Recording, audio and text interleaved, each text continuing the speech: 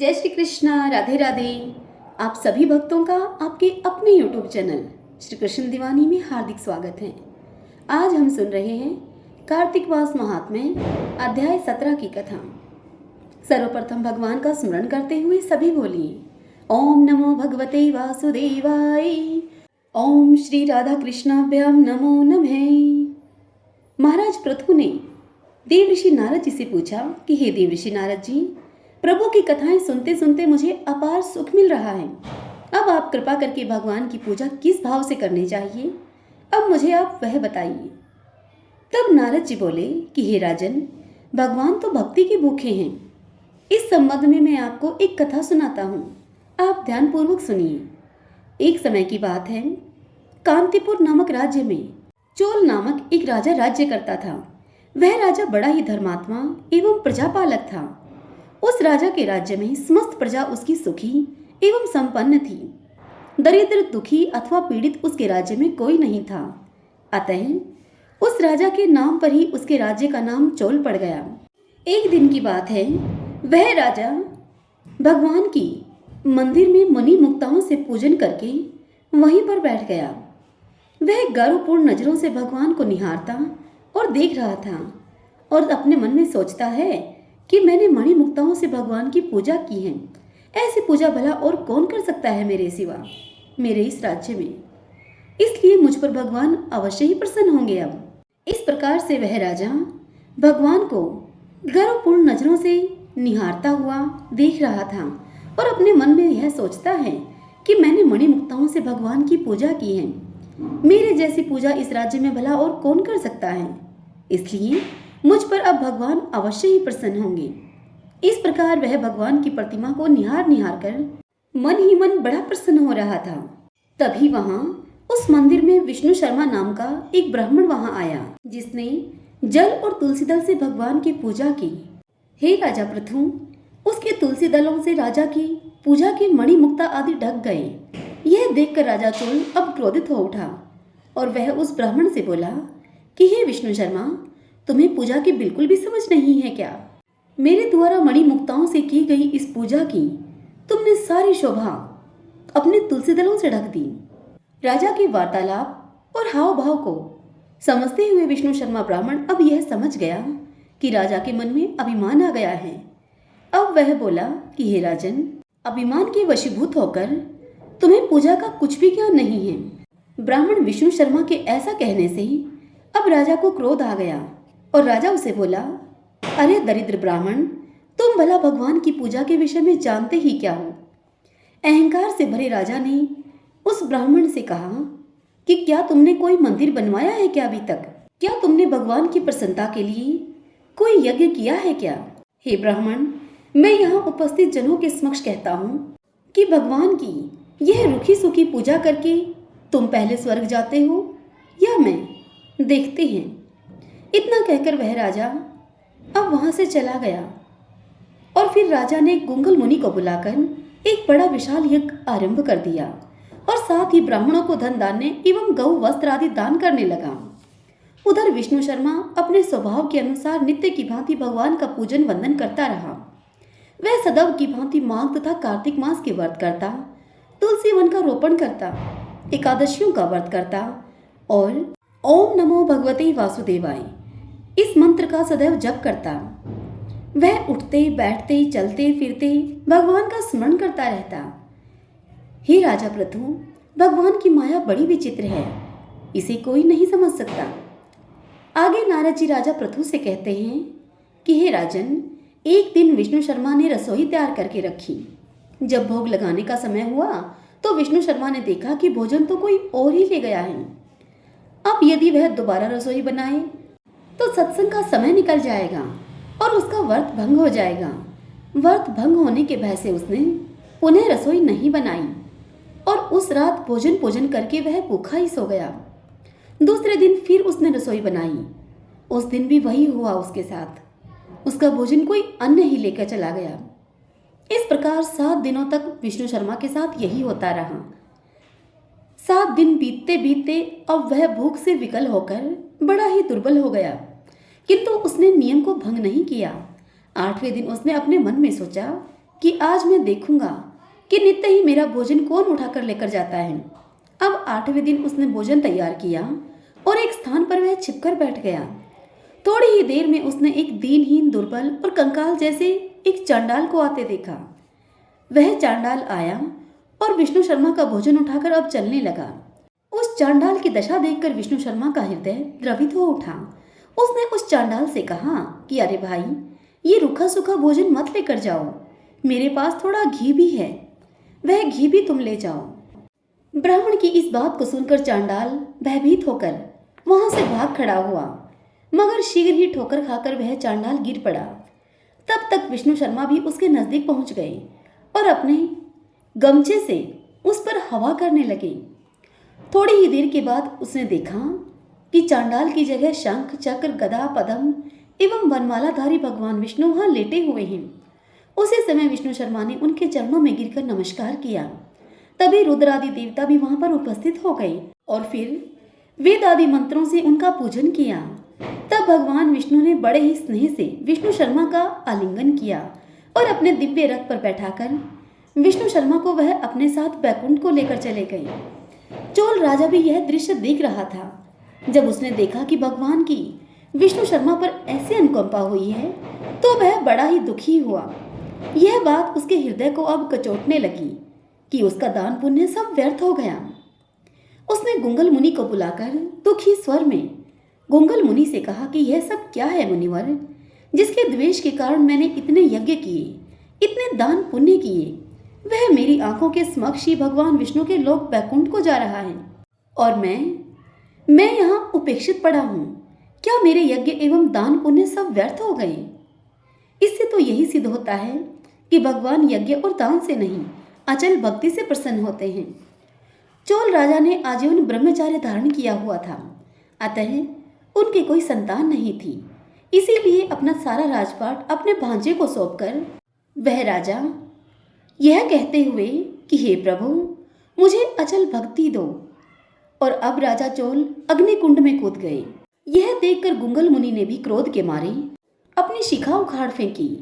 तब भक्त वत्सल भगवान विष्णु ने राजा के अग्निकुंड में गिरते ही उसे अपने आलिंगन में ले लिया और अपने लोक को ले गए। बैकुंठ में उन्होंने विष्णु शर्मा को शील और राजा चोल को सुशील नाम देकर अपना द्वारपाल नियुक्त कर लिया।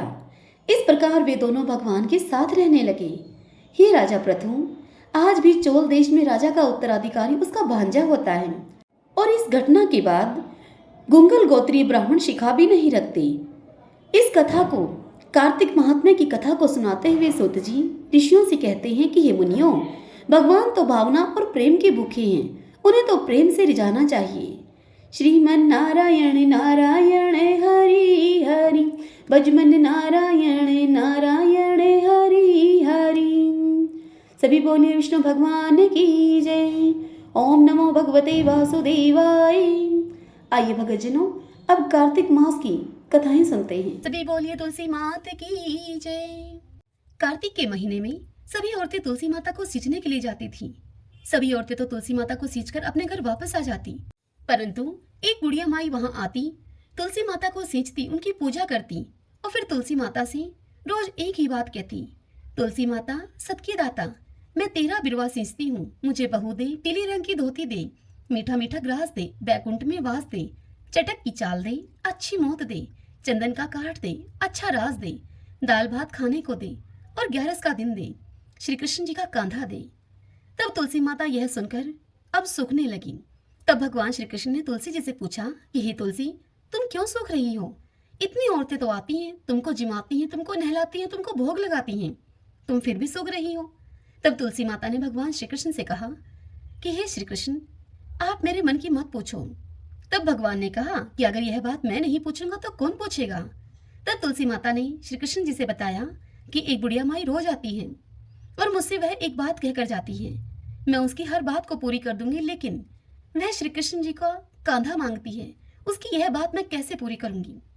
तब श्री कृष्ण भगवान तुलसी जी से बोले कि तुम उस बुढ़िया माई से कह देना, जब वह मरेगी तो मैं उसे जाकर अपने आप कांधा दे आऊंगा।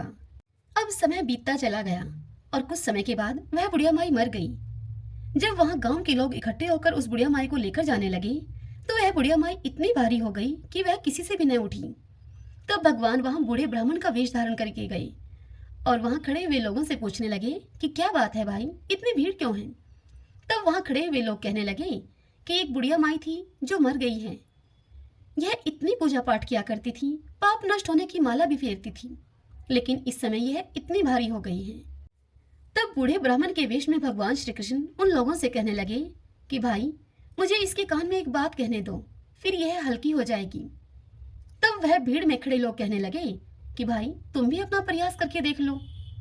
इतना कहने पर भगवान श्री कृष्ण उस बुढ़िया माई के पास गए और उसके कान में कुछ यूं बोले। भगवान श्री कृष्ण ने बुढ़िया के कान में कहा कि बुढ़िया माई, अपने मन की निकाल ले, पीतांबर की धोती ले, मीठा मीठा ग्रास ले, बैकुंठ का वास ले, चटक की चाल ले, चंदन का काठ ले, झालर की झनकार ले, दाल भात जीम ले और श्री कृष्ण जी का कांधा ले। यह बात सुनकर अब बुढ़िया माई हल्की हो गई। उसे भगवान श्री कृष्ण अपने कंधे पर ले गए और अंत में बुढ़िया माई को मुक्ति मिल गई। हे तुलसी माता, जैसे आपने उसकी मुक्ति की, वैसे ही हमारी भी करना। हे भगवान श्री कृष्ण, जैसे आपने बुढ़िया माई को कांधा दिया, वैसे ही आप हमें भी देना। इस कथा को कहते सुनते हुंकारा भरते सब पर अपनी कृपा करना। भैया दूज की कहानी। एक ब्राह्मण की 2 संतानें थीं, एक लड़का और एक लड़की। लड़की बड़ी ही सुशील थी।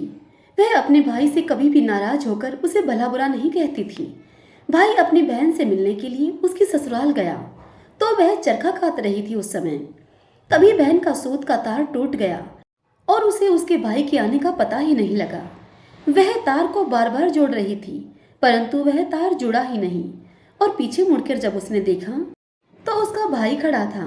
वह भाई से गले मिलकर अपने भाई के आदर सत्कार के लिए पड़ोसन से पूछने के लिए गई कि मैं अपने भाई का आदर सत्कार किस प्रकार से करूं। तब उसकी पड़ोसन ने उसे बताया कि तेल का चौका लगाकर घी में चावल पकाओ। उसने घर आकर पड़ोसन के कहे अनुसार ही किया, परंतु तेल का चौका सूखे नहीं और घी में पकाए चावल पके नहीं। तब वह अपनी एक दूसरी सहेली से पूछने के लिए गई। तब उसकी उस सखी ने बताया कि तुम गोबर का चौका लगाओ, दूध और पानी डालकर उसमें चावल डालो और इस प्रकार से खीर बनाओ। उसने वैसा ही किया। तब उसने खीर बनाई और अपने भाई को खिलाई। दूसरे दिन भाई के रास्ते के लिए वह चक्की से आटा पीसने लगी। आटे के साथ चक्की में एक सांप पिस गया, परंतु उसको पता नहीं चला। उसने उस आटे के लड्डू बना दिए और कपड़े में बांधकर अपने भाई को दे दिए। जब भाई चला गया तो बहन को सांप पिस जाने का पता चला। वह अपने बच्चे को पालने में सोता हुआ छोड़कर अब भाई के रास्ते पर चल दी, जिस रास्ते से भाई गया था। बहुत दूर जाने पर उसे उसका भाई एक पेड़ की छाया में सोता हुआ मिला और उसके पास में पोटली रखी हुई देखी उसने। भाई ने अभी तक कुछ खाया नहीं था, इसलिए बहन ने सारे लड्डू फेंक दिए और भाई के साथ अब वह पीहर चली गई। रास्ते में उसने भारी भारी शिलाएं उतरते देखी।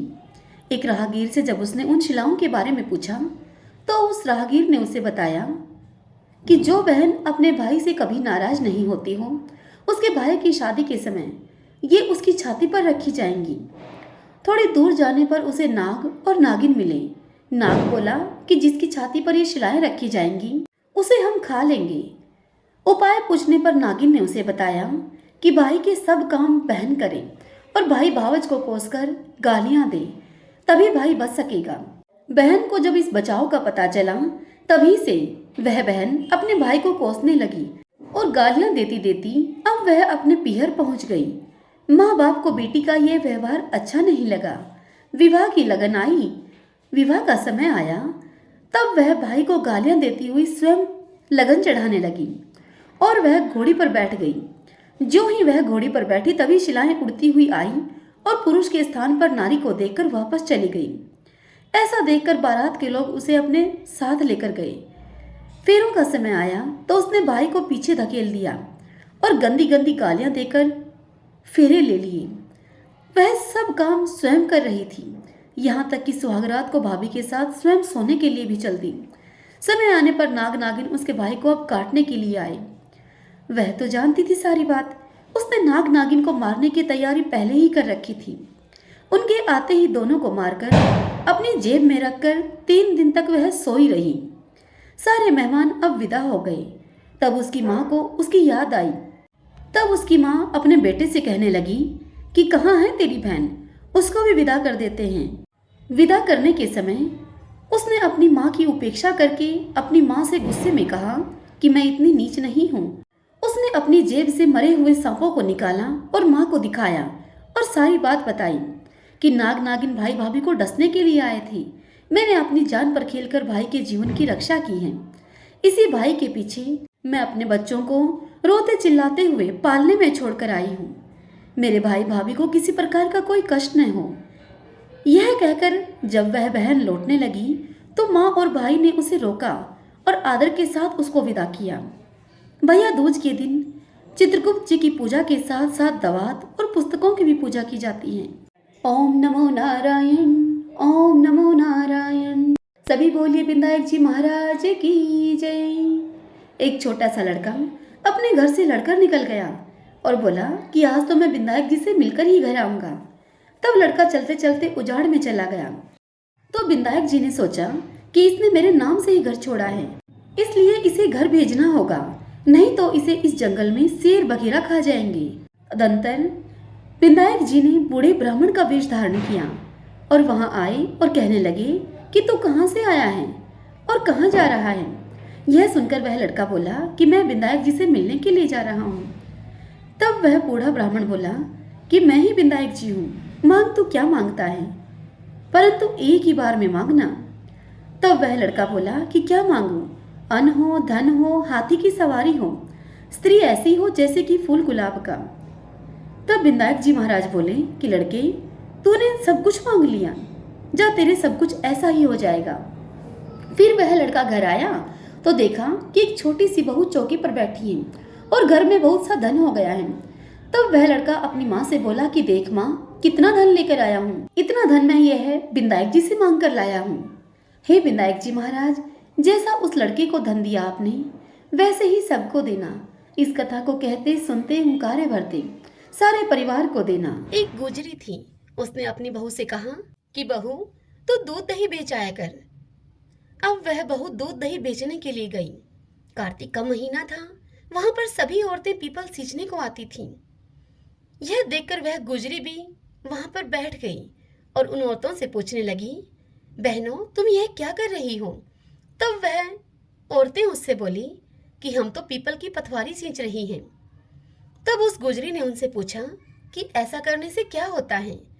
तब उन औरतों ने गुजरी को बताया कि ऐसा करने से धन मिलता है, वर्षों का बिछड़ा हुआ पति मिलता है। यह सुनकर गुजरी ने कहा कि तुम तो पानी से सींच रही हो, मैं तो दूध दही से पथवारी को सींचूंगी। और फिर बहू दूध दही से पीपल पथवारी को सींचने लगी। बहू को ऐसा करते करते 1 महीना बीत गया। फिर एक दिन उसकी सास उससे कहती है कि बहू, अब तो दूध दही के पैसे ला कर दे। अब तो यह रोज का नियम ही हो गया था सास का। सास अपनी बहू से रोज कहती कि बहू दूध दही के पैसे ला कर दे। फिर एक दिन बहू ने कहा कि जब कार्तिक का महीना पूरा हो जाएगा तब मैं ला दूंगी पैसे। और इस प्रकार उस बहू को पीपल पथवारी सींचते हुए कार्तिक का महीना पूरा हो गया। पूनम के दिन अर्थात पूर्णमासी के दिन गुजरी पीपल पथवारी के पास अब धरना देकर बैठ गई। पीपल ने उससे पूछा कि तू यहाँ पर क्यों पड़ी है। तब उस गुजरी ने कहा कि मेरी सास दूध दही के पैसे मांगेगी अगर मैं घर गई तो। तब पीपल ने उससे कहा कि मेरे पास पैसे तो नहीं हैं, ये बाटे डंडे पान पत्ते पड़े हैं, यह तू ले जा और इनको गुल्लक में रख देना। और उस बहू ने ऐसा ही किया। घर जाने पर जब उसकी सास ने उससे पूछा, बहू पैसे लाई हैं, तो उस गुजरी ने कहा कि मैंने पैसे गुल्लक में रखे हैं। जब सास ने गुल्लक को खोलकर देखा तो सास देखती ही रह गई। उस गुल्लक में हीरे मोती जगमगा रहे हैं, पत्तों का धन हो गया।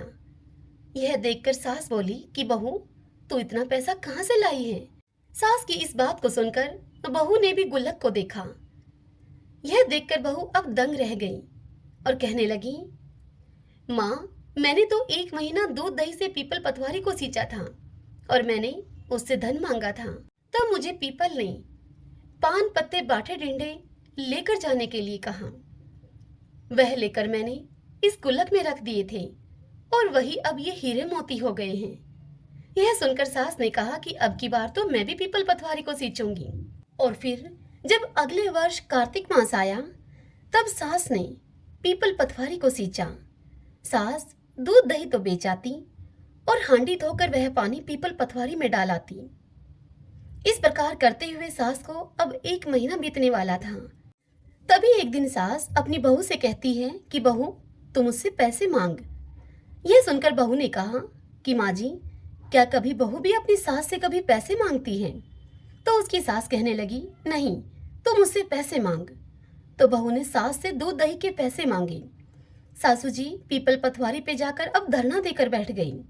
तो पीपल ने उसे डंडे पत्ते पान बाटे उसे दे दिए और उससे कहा कि इन्हें गुल्लक में ले जाकर रख दो। सास ने ऐसा ही किया। जब बहू ने गुल्लक को खोलकर देखा तब उसमें कीड़े और बिलाव चल रहे थे। यह देखकर गुजरी ने अपनी सास से कहा, माँ जी यहाँ आइए, देखिए ये क्या है। तब सास देखकर दंग रह गई और बोली कि पीपल पतवार ने तुझे तो धन दिया है और मुझे ये कीड़े मकोड़े दे दिए। तब सभी बोले कि बहू ने तो सच से सींचा था और सास ने धन की भूख से सींचा था। इसीलिए हे पतवारी माता, जैसे बहू को दिया वैसे सबको देना और जैसा सास को दिया वैसा किसी को मत देना। सभी बोलिए पीपल पतवारी की जय। एक लपसी था, एक तपसी था। तपसी तो भगवान की तपस्या करता था और लपसी सवा सिर की लापसी बनाकर भगवान को भोग लगाता और लोटा हिलाकर जिम लेता था। एक दिन दोनों आपस में लड़ने लगे। लपसी बोला मैं बड़ा हूँ, तपसी बोला मैं बड़ा हूँ। इतने में ही वहां नारद जी आए और उनसे पूछा कि तुम क्यों लड़ रहे हो? तब लपसी ने कहा कि मैं बड़ा हूँ, मैं सारे दिन भगवान की तपस्या करता हूँ, इसलिए मैं बड़ा हूँ। यह सुनकर लपसी बोला कि मैं सारे दिन भगवान की पूजा करता हूँ, सवा शेर की लापसी बनाकर उनको भोग लगाता हूँ। यह सुनकर नारद जी बोले कि तुम्हारा फैसला मैं कल कर दूंगा। दूसरे दिन तपसी नहा धोकर आ रहा था तब नारद जी ने 1.25 करोड़ की अंगूठी उसके आगे फेंक दी।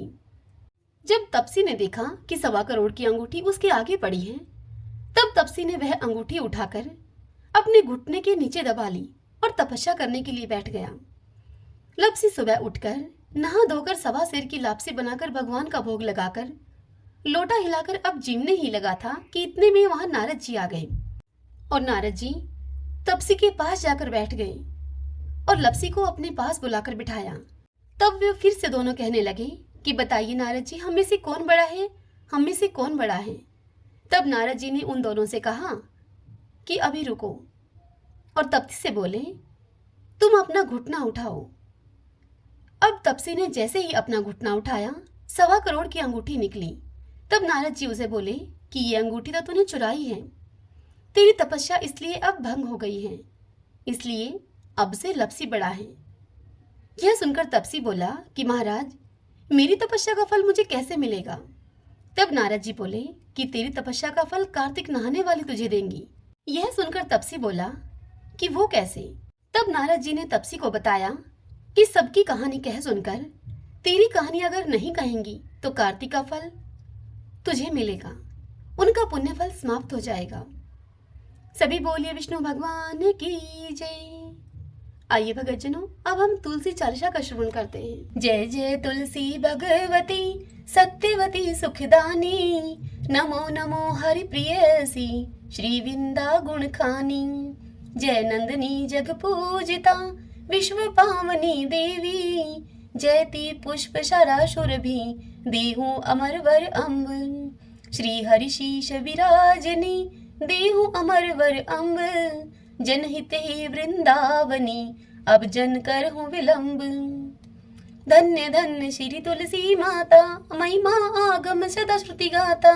हरि के प्राण हूँ से तुम प्यारी, हर ही हेतु किन हो तप भारी। जब प्रसन्न हव दर्शन दीनो, तब कर जोरी विनय अस कीनो। हे भगवन कंत मम हो, दीन जानी जनि छाड़हु छोहू। सुरी लक्ष्मी तुलसी की वाणी, दिन हो शाप क्रोध पर आनी। अश अयोग्य वर मांगन हारी, हो विटप तुम जड़ तनु धारी। सुनि तुलसी शाप यो तेहि ठामा, करहु बास तू नीचन धामा। दियो वचन हरि तब तत्काला, सुनो सुमुखी जनि हो बिहाला। समय पाई हो पति तोरा, पूज हो सास बचन सत मोरा। तब गोकुल में गोप सुदामा, तासु भई तुलसी तू बामा।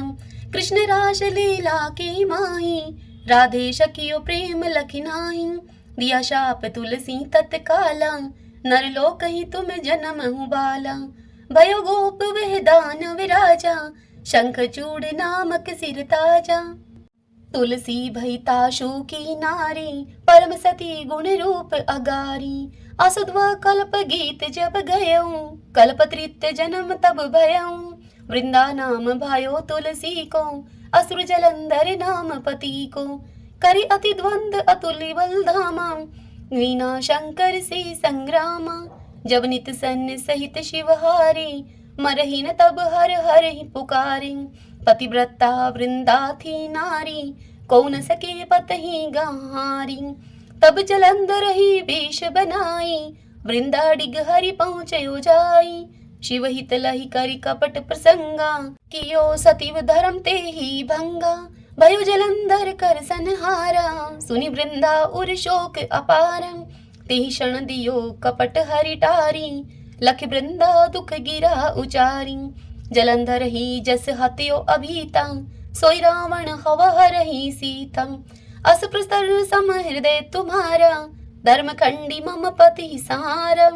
यही कारण लही शाप हमारा, होवे तनु पाषाण तुम्हारा। सुनि हरि तुरत ही वचन उचारे, दियो शाप तुम बिना विचारे। लखियो न नित कर तूति पति को, छलन चयो जब पार्वती को। जड़मति तू अस हो जड़ रूपा, जग में तुलसी विटप अनूपा।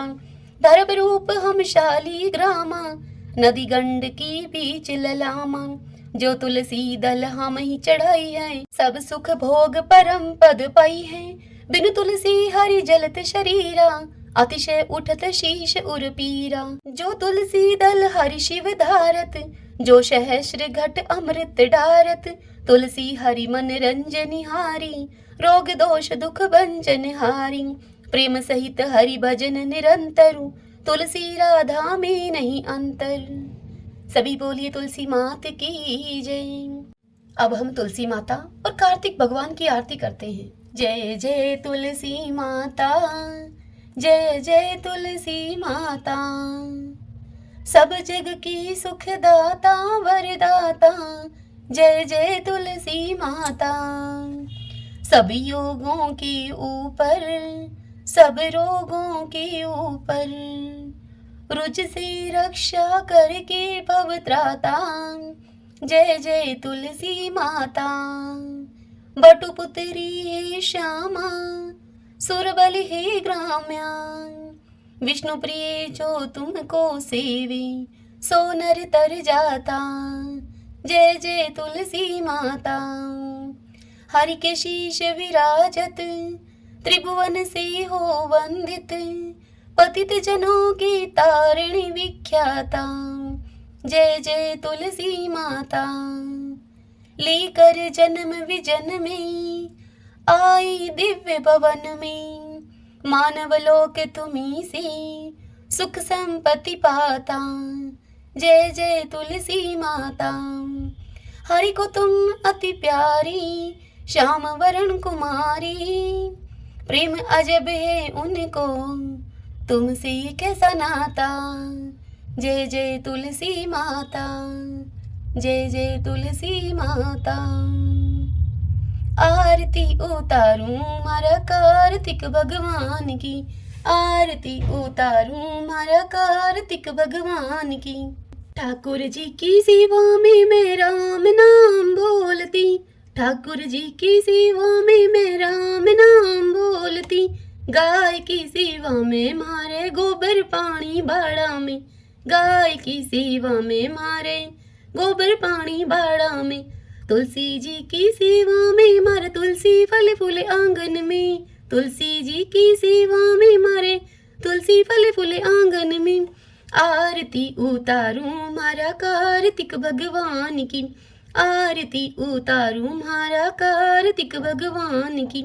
ठाकुर जी की सेवा में मैं गंगा जल से नहावती, ठाकुर जी की सेवा में मैं गंगा जल से नहावती, गाय की सेवा में मारे दूध दही पी लोना में, गाय की सेवा में मारे दूध दही पी लोना में, तुलसी जी की सेवा में मारे बरकत है घर आंगन में, तुलसी जी की सेवा में मारे बरकत है घर आंगन में, आरती उतारूं मारा कार्तिक भगवान की, आरती उतारूं मारा कार्तिक भगवान की, ठाकुर जी की सेवा में तिलक लाग्यो मारा माथा में, ठाकुर जी की सेवा में तिलक लाग्यो मारा माथा में, गाय की सेवा में मारे घी धरो से घिलड़ी में, गाय की सेवा में मारे घी धरो से घिलड़ी में, तुलसी जी की सेवा में मारा दीवा बाती क्यारा में, तुलसी जी की सेवा में मारे